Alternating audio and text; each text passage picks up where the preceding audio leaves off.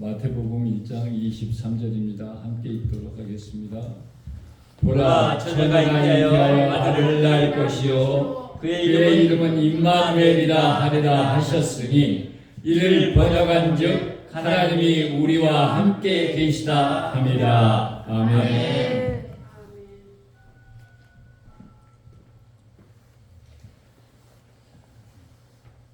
해마다 12월이 되면 예수 그리스도께서 탄생하신 것을 생각하게 됩니다. 그래서 벌써부터 이제 집집마다 그 성탄 트리와 그리고 반짝반짝하는 그런 불들을 설치해서 예수님 탄생하신 것을 기뻐합니다. 사실 예수님이 탄생하신 것에 대해서 우리는 정말로 기쁨을 영원히 감추지 못하는 정말 놀라운 사건이었습니다. 그 사건을 우리는 하나님이 오래전부터 예비하셨고 그리고 오늘 우리에게 이르게 하셨을 뿐만 아니라 우리와 영원토록 함께 계시는 하나님이 우리의 하나님으로 우리 안에서 우리가 온전히 하나님을 인정하는 데까지 우리를 이끌어 가시는 가운데 있습니다. 오늘 그런 하나님의 은혜가 어떻게 우리에게 왔는지 마태복음 1장의 23절 말씀을 통해서 우리가 또 생각해 보면 좋겠습니다. 그리고 이 12월 달을 어떻게 내가 나와 함께 계신 우리 하나님과 살아갈까? 어떻게 교제할까? 어떻게 하나님의 말씀을 순종하고 하나님께 향하는 내 마음을 드리며 나의 말과 나의 행동을 하나님과 함께 사는 것처럼 행하면서 이 12월을 하나님의 탄생하심을 축하하는 그런 하나님의 자녀가 될까를 생각하면서 오늘 이 말씀 한번 생각해 보기로 하겠습니다. 여러분 임마누엘이라는 단어 여러분이 너무나 잘 아시죠? 하나님이 우리와 함께 계시다라고 하는 뜻을 가진 단어입니다. 이 임마누엘이라는 것이 그냥 하나님이 우리와 함께 계시다라는 것을 그렇게 단순하게 우리가 알도록만 하시는 것이 아니라 이 임마누엘을 하나님이 하시기 위해서 몇천 년 동안 역사 속에서 자신이 이 땅에 우리와 함께 하실 것을 소망하시면서 이루신 일들이었습니다. 그래서 이것은 단순한 사건이 아니라 하나님이 역사 가운데 이루신 사건이고 그것은 하나님이 약속한 말씀을 이루신 것입니다. 그래서 이 부분의 말씀을 우리가 볼 때 우리는 정말 우리 하나님이 얼마나 신실하게 또 성실하게 당신이 주신 말씀을 이루어 가시는 분인가에 우리는 소름이 돋습니다. 그리고 그런 하나님이 우리 하나님이라는 것에 대해서 너무나 감격합니다. 23절 말씀을 보면서 우리가 그런 부분에 한번 접해 보기로 하겠습니다. 보라, 처녀가 잉태하여 아들을 낳을 것이요 이렇게 말하잖아요. 처녀가 잉태해서 아들을 낳는데요. 근데 처녀가 잉태할 수 있어요? 불가능한 사건이에요. 그렇죠? 여기서부터 이상해요. 처녀가 아들을 잉태할 수가 없어. 왜 없어요? 처녀라는 것은 남자를 알지 못하기 때문에 아직 결혼하지 않는 사람이기 때문에 남자와 동침하지 않았기 때문에 아이를 낳을 수가 없어요. 그런데 처녀가 잉태하여 아들을 낳을 것이다 라는 말을 하는 거예요. 이미 이 말씀이 이사야서에 예언되어 있죠. 이사야 7장에 예언되어 있습니다. 이런 말씀대로 지금 그 예언한 말씀이 이렇게 처녀가 잉태하는 모습으로 나타나게 되는 거예요. 그래서 우리는 역사 속에서 하나님의 이것을 이사야 선지자에게만 이렇게 말해준 것이 아니라 이미 우리에게 말씀해 주셨어요. 처녀가 잉태해서 아들을 낳는다라는 그 의미들을 어떻게? 아브라함과 사레, 곧 사라가 된 아브라함과 사라의 아들을 주실 때의 상황이에요. 떠올려 보시면 쉽게 알 수 있어요. 어떤 상황이었죠? 아브라함이 아들을 낳을 수 없는 상태예요. 동침을 해도 아이가 생기지 않은 상태예요. 사라는 어때요? 이미 나이가 차고 경수가 다 끊어졌어. 여자의 경수가 끊어지면 배란이 이루어지지 않고, 그리고 정자와 만나서 아이를 만들 수 있는 상태가 아니었어. 그런데 하나님이 주셨어요. 그렇죠? 네. 자, 그 사건을 생각해 보면 우리가 이해할 수 있죠. 그러면서 이 처녀라는 이 이름에서 우리 또 하나 떠올 수 있는 게 뭐냐면 바로 여인이라는 거예요. 처녀. 그러면 하나님이 뱀을 저주한 가운데 내리셨던 여인의 후손을 지금 이렇게 말하고 계시다는 것을 우리는 알아야 돼요.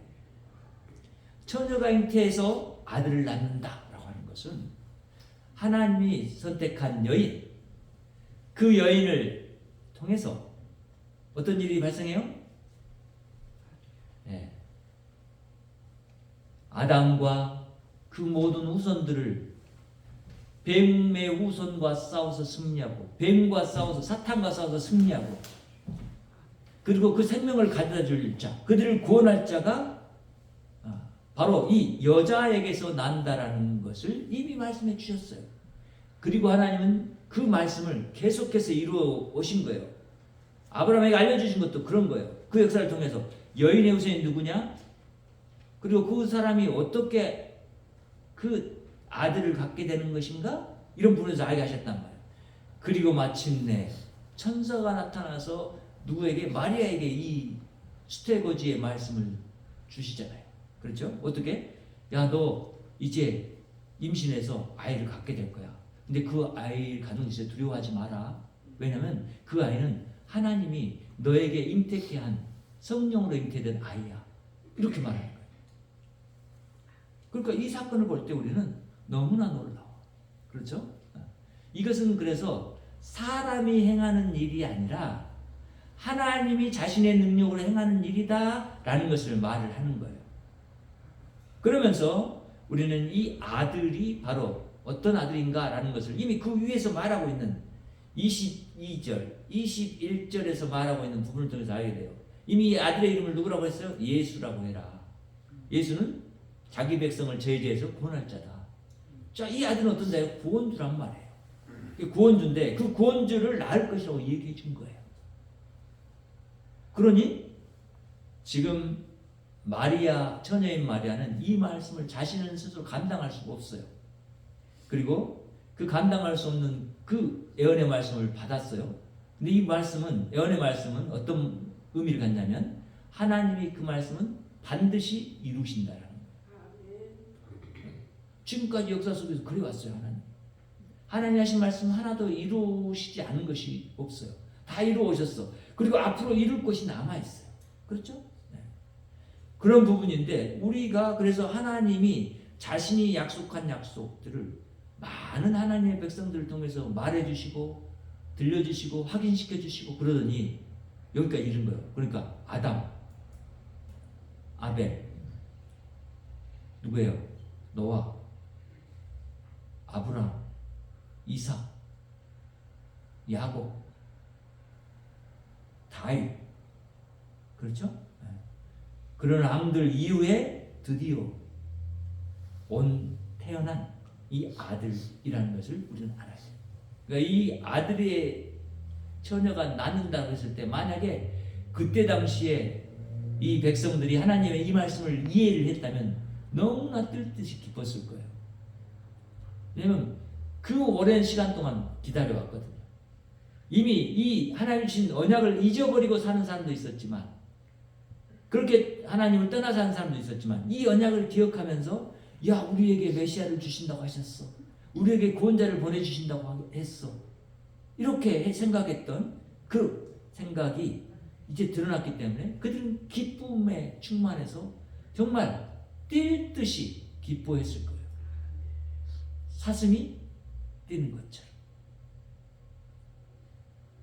그렇게 기뻐했을 거예요. 그런데 그런 기쁨을 그들은 알지 못했죠.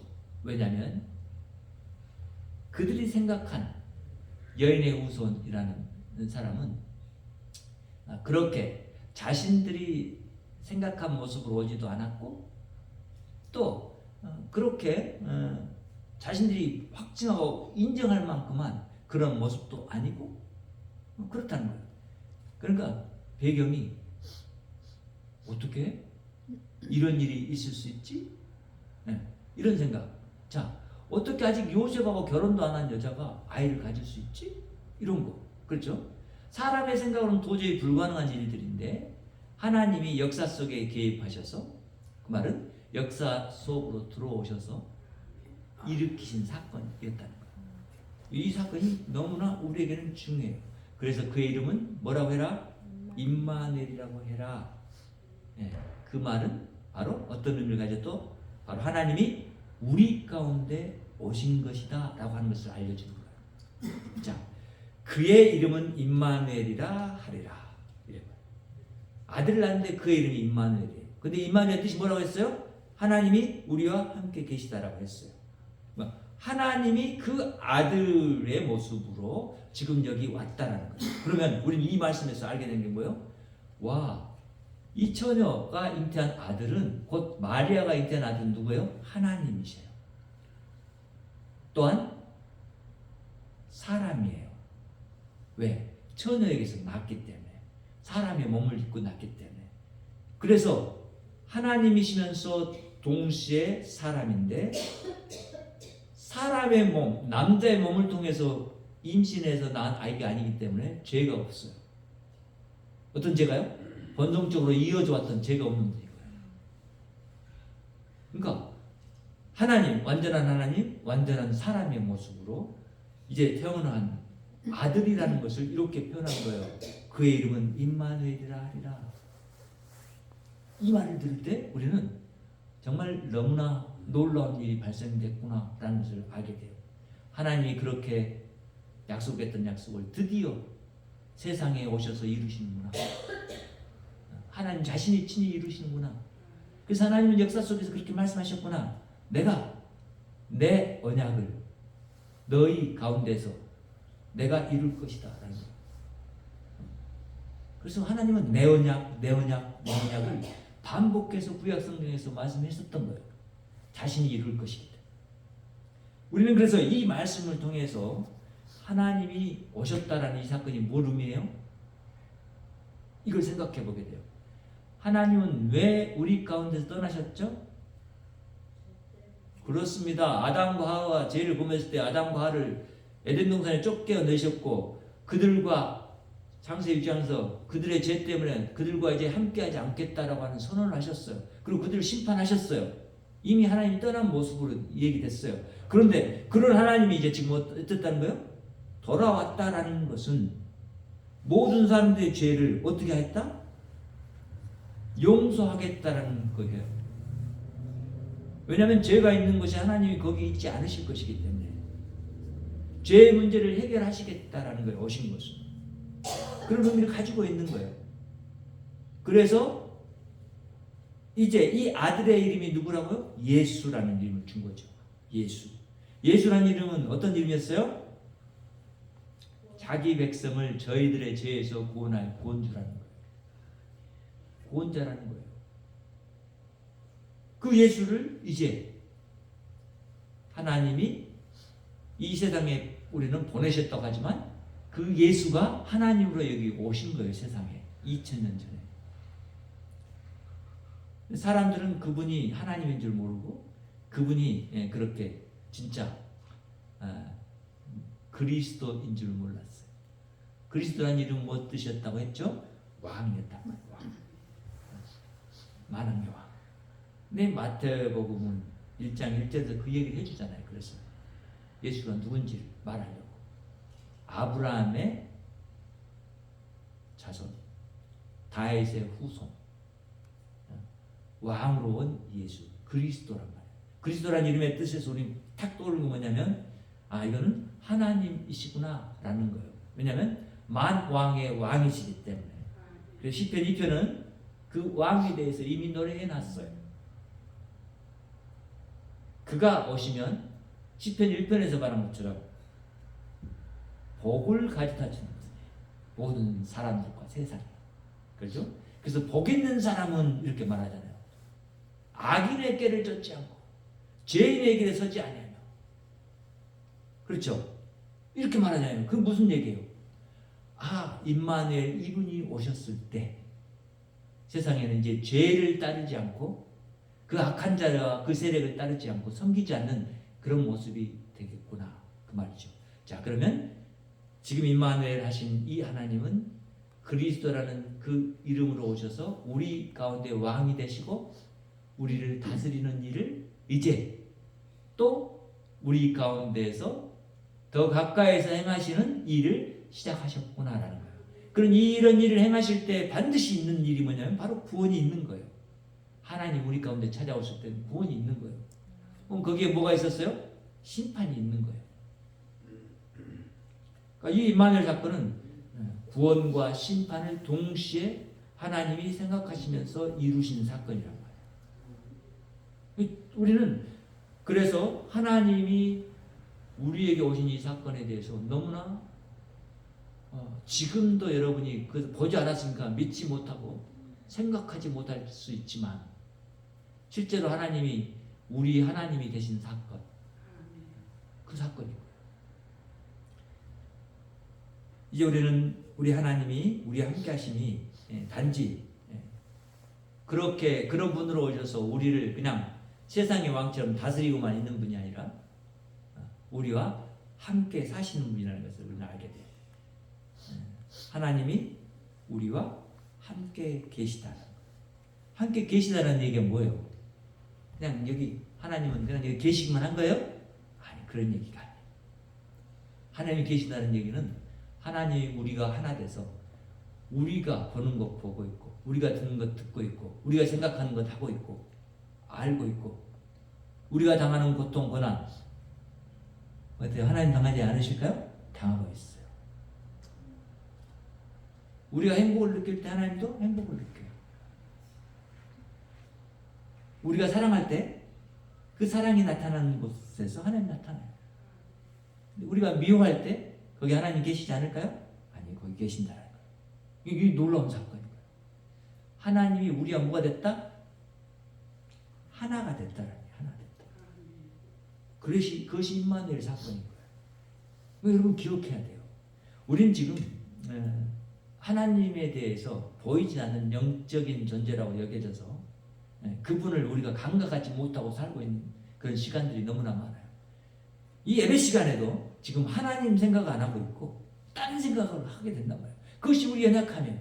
근데 여기 여러분 안에 지금 하나님 안 계시냐고요? 계신단 말이에요. 자신의 연약함 때문에 지금 예배당에서 못 나오고 있어. 그분과 하나님이 함께 하실까요? 안 하실까요? 함께 하고 계신단 말이에요. 함께 계셔요.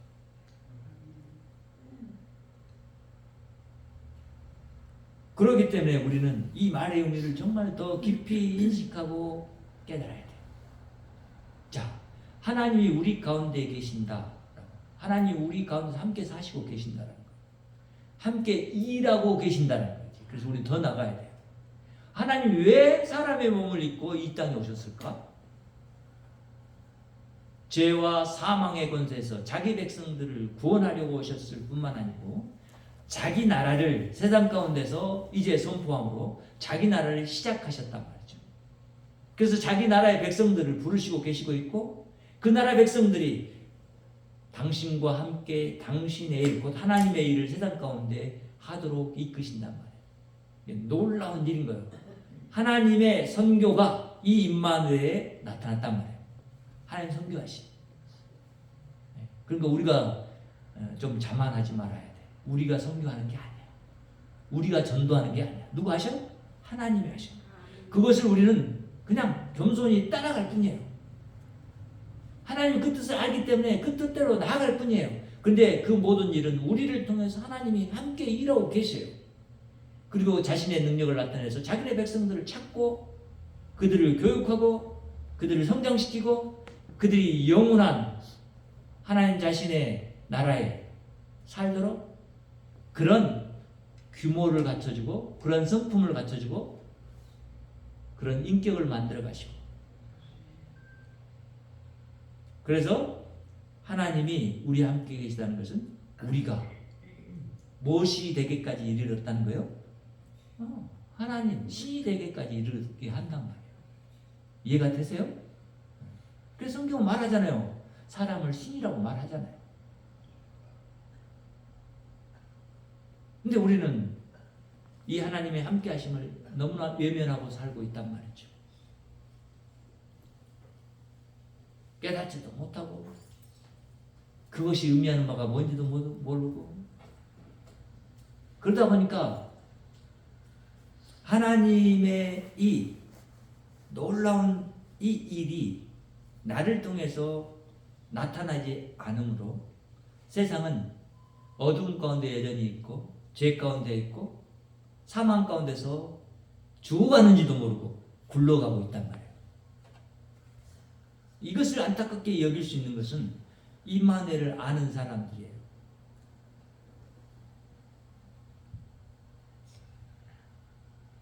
여러분, 그래서 볼지어다 내가 문 밖에 서서 두드리노니 누구든지 내 음성을 듣고 문을 열면 내가 그에게로 들어가 그와 더불어 살리라, 이렇게 말씀하시고. 근데 여러분, 그 임마누엘 하신 예수 그리스도가 말씀하신 말씀이잖아요. 그렇죠? 계시록의 말씀이에요. 근데 이 하나님이 우리 안에 들어오셔서 우리 함께 사신다라고 하는 것을 우리는 알지 못하니까 계시록에서도 그 말씀을 다시 한번 상기시켜 주는 거예요. 그렇죠? 그래서 우리 안에 하나님이 계시다는 것을 확증시켜 준 거예요. 그럼 이렇게 되니까 우리는 뭐예요? 이제 더 이상 우리가 하나님 없이 사는 삶이 아니고 우리 가운데 하나님이 아는 것을 하나님처럼 둘 수도 없는 삶이라는 것을 우리는 알아야 해요. 왜? 하나님과 벨리알 귀신이 함께 할 수 있어요? 없어요. 귀신은 하나님을 아니까 하나님을 떠나갈 수밖에 없어요. 그래서 어떻게 해요? 하나님이 오시는 것을 막으려고 어떻게 해요? 바다에 광풍을 일으키고 파도를 일으켜서 예수님이 거라사 지방에 가는 것을 방해하잖아요. 못 오도록. 예수님이 거라사 지방에 도착하니까 어떻게 해요? 도착하기도 전에 벌써 쫓아와가지고 그 무덤에서 귀신에 사로잡혔던 사람이 쫓아오잖아요. 그리고는 와서 내가 당신이 누군 줄 압니다. 아직 때가 아닌데 왜 나를 괴롭히려 여기 왔습니까? 이렇게 말하잖아요. 무슨 얘기인지 알겠죠, 여러분? 여러분과 누가 함께 계시다고요? 하나님이요. 여러분 안에 계시다고요. 여러분 밖에만 계시는 것이 아니라 여러분 안에 계시다고. 그러니까 이 하나님의 임마누엘 하나님의 이것을 믿는 사람이라면 세상 가운데서 두려울 거 있어 없어요? 없어요. 고난이 무섭겠어요? 아니요. 죽음이 무섭겠어요? 아니에요. 왜? 하나님이 이미 나와 함께 계시기 때문에. 그것을 믿기 때문에. 그래서 우리는 이 임마누엘을 믿어야 돼요. 그리고 임마누엘 하나님이 우리 하나님이라는 것에 대해서 우리는 찬양하고 경배하는 것을 끊임없이 해야 돼요. 자, 그럼 여러분 삶에서 이제 분명해졌어요.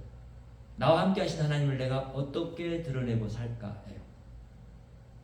어떻게 드러낼래요? 내가 보는 것을 통해서요. 드러내야 돼요. 무슨 얘기죠? 내가 봐야 할 것은 이제 나의 눈으로 보는 세계가 아니라는 거예요. 누구의 눈으로? 하나님의 눈으로 바라봐야 돼, 세상을. 또 사람들을. 지금 여러분 옆에 있는 분들을 그렇게 바라봐야 돼. 하나님의 눈. 제가 누누이 말씀드리는 것은 그 부분이에요. 옆에 있는 분과 오늘 또 당신 존귀한 분입니다 라고 인사했죠? 왜 그렇게 인사하게 해요? 실제로 존귀한 분이기 때문에. 존귀하신 하나님이 여러분 안에 계시잖아요. 그러니까 존귀하다고 말하는 것은 누구를 높이는 거예요? 네, 하나님을 높일 뿐만 아니라 그 사람을 높여주는 거예요. 그 뭐요? 그것이 섬김이잖아요, 섬김. 내 눈으로 본 것을 하나님의 눈으로 보고 내 입으로 말했던 것을 하나님의 말씀으로 말을 하게 되는 거잖아요. 그렇죠? 그러면서 거기에 뭐가 나타나요? 하나님이 나와 함께 계신, 하나님이 저분과 함께 계심이 나타나는 거예요.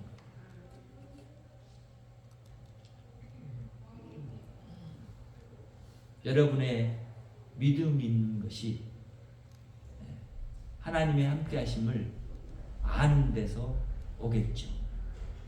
그리고 이제 또한 말하는 것도 마찬가지예요. 그렇죠? 말도. 이제 내가 하고 싶은 말 분명히 있어요. 저거 보면서. 그런데 이제 그 말을, 내가 생각하는 말을 하려고 하는 그 생각이 있을 때 나는 꿀꺽 삼켜야 돼, 이제는. 그리고는 누구의 말을 해야 돼요? 하나님의 말. 그래야 내 안에서 계신 하나님, 나와 함께 계신 하나님이 나를 통해서 나타나기로 원하고, 나를 통해서 전도하기로 원하고, 나를 통해서 섬겨하기로 원하시는데, 그렇게 하나님은 어떻게 하나님이 나타나냔 말이에요. 어떻게 내 안에 계신 하나님을 다른 사람이 아냔 말이에요.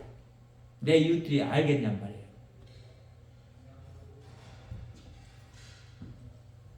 그래서 하나님이 우리와 함께 계시다라는 이 생각을 여러분이 더욱더 많은 묵상이 필요해요. 그렇죠?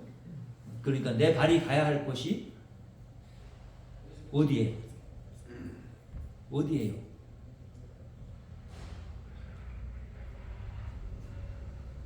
여러분이 쉽게 이해할 수 있도록 내 발이 가야 할 곳이 저기 죄 가운데 죽어가는 사람들을 향해야 될까요? 아니면 내가 좋아하고 내가 하기를 원하는 그런 사람들, 그런 모임을 향해서 가야 될까요?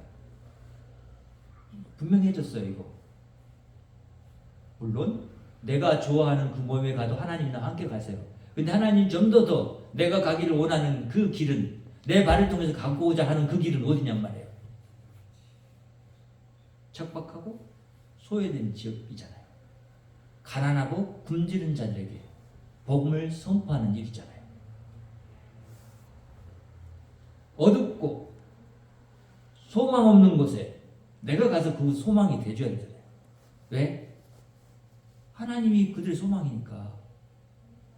그 어둠을 밝히는 빛이 내 안에 계시니까, 예수님이니까 내가 가야지 거기가 밝아질 거 아니에요.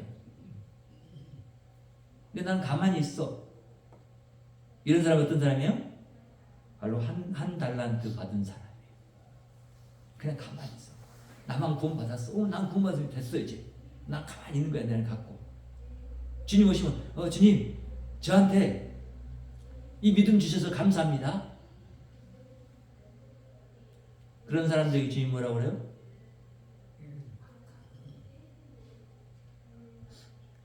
악한 종이라고 그래요? 충성된 종이라고 그래요?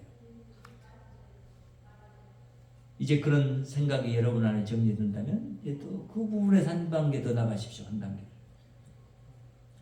우리 주님은 지금 현실 속에서 여러분이 이미 함께하고 계신 분이시기 때문에 여러분 안에서 여러분과 함께 모든 길에서 여러분이 보고 듣고 말하는 것, 여러분이 먹는 것, 여러분 안에 생각, 모든 걸 다 아시고 계십니다. 우리보다도 더 명백하게 나를 알고 계신 분이에요. 그분이 나와 함께 계심을 통해서 이제 당신된 하나님의 하나님 되심을 나타내려고 하는 거예요. 왜? 우리는 하나님의 형상이기 때문에. 그 하나님의 형상을 회복해 주시기 위해서 임마누엘 하신 거예요. 그래서 이제 우리는 그 하나님을 나의 하나님으로 섬기는 그 길에 여기 있는 거예요. 우리가 이 하나님이 이 12월의 기간 동안 좀 더 내 안에서 묵상되어지고 고민되어지고 그리고 부딪힘이 일어나기를 원합니다. 그리고 여러분 안에 그런 변화가 시작되기를 원합니다. 여러분이 그것을 이제 머리로 받아들였다면 마음으로 이제 또한 인정하고 그리고 내 몸으로 그것을 나타내는 삶 가운데 이르러야 한다라는 것을 이 말씀을 통해서 알고, 내가 가는 곳 거기까지가 하나님의 나라구나. 내가 가는 곳 거기에 하나님이 계시구나. 내가 생각하는 것에 하나님이 있구나. 하나님은 나를 넘어서서 하시기도 하시지만 내 안에 하나 된 하나님은 내가 가는 것만큼만 가고 계시는구나. 내 안에서 나에게 불편하도록 하지 않구나. 그런 하나님이 내 하나님이구나. 내가 이 하나님을 나의 하나님을 섬기고 있으니까 그 하나님을 그러면 생각할 때 우리는 이렇게 하나님과 함께함을 무시하고 살아온 나를 받아주시고 그 용서해 주신 하나님, 임마누엘 하나님이에요. 그렇죠? 죄 용서를 하셨단 말이에요, 이미. 그래서 내가 지금 이 순간 그런 부분에 대해서 죄를 용서함을 구할 때 하나님은 용서해 주세요. 그분이 우리 하나님이에요. 임마누엘 하나님이에요. 그러니까 여러분 삶에 지치고 힘들고 어렵고 혹은 기쁘고 혹은 즐거울 때도 하나님은 거기 계시다는 것을 잊지 말아야 돼요. 나와 함께 계시기 때문에 오늘도 이 함께 계시는 하나님을 우리의 그런 하나님으로 우리 안에서 계신 것을 이루신 이 임마누엘 하나님 예수 그리스도와 그분의 영 성령 하나님, 그분과 이 아버지 하나님이 우리의 하나님인 것을 감사하고 또 그분 앞에 이렇게 예배하는 것이 정말 여름 저의 기쁨이고 영원한 찬양이 되기를 원합니다. 기도하겠습니다. 하나님, 우리가 하나님 안에서 하나님을 바라보며 사는 연약한 존재임에도 불구하고 이런 우리를 사랑하셔서 이제 정말 우리가 도저히 하나님을 벗어날 수 없도록 우리 안에 들어오셔서 우리 하나님이 되어주심을 감사합니다. 하나님, 우리의 연약함이 임마누엘 하나님 안에서 모두 다 떠나가고 이제 우리는 하나님 안에서 강하고 견고히 서는 주님의 주님 되심을 나타내는 주님과 함께 사는 백성 자녀가 되도록 이끄신 것을 인하여 감사합니다. 하나님, 우리 기쁨 교회를 부르셔서 그런 하나님의 자녀들로 삼으시기를 원하셨던 것을 알려주셨고 이제 그것을 나타내기를 소망하시는 하나님을 또한 깨닫게 하시는 것을 진실로 감사드립니다. 하나님, 우리의 능력이 아니라 바로 임마누엘 하나님의 능력으로 모든 것을 이 세상을 죄악을 모든 헛된 권세들과 거짓을 이기고 승리케 하심을 믿고 감사드립니다. 하나님, 우리가 이제 삶 속에서 그런 승리의 삶을 살기를 원하오니 주께서 역사해 주시고 하나님 앞에 진실로 나의 마음을 진심으로 드리는 나의 삶을 진심으로 드리는 삶에 이르도록 우리를 능력으로 붙잡아 주시옵소서. 그리고 또한 주께서 그런 우리를 통해서 영광받아 주시옵소서. 예수님의 이름으로 기도합니다. 아멘. 이제는 우리 주 예수 그리스도의 은혜와 하나님 아버지의 무한하신 사랑과 성령님의 내주 역사 교통 충만하시니 오늘 또 임마누엘 하나님과 영원토록 함께 살기를 다짐하는 여기 머리 숙인 제귀한 백성들의 머리 위에 가정 위에 직장 위에 이웃 위에 지역 위에 나라 위에 교회 위에 지금부터 영원토록 함께 계실지어다. 아멘.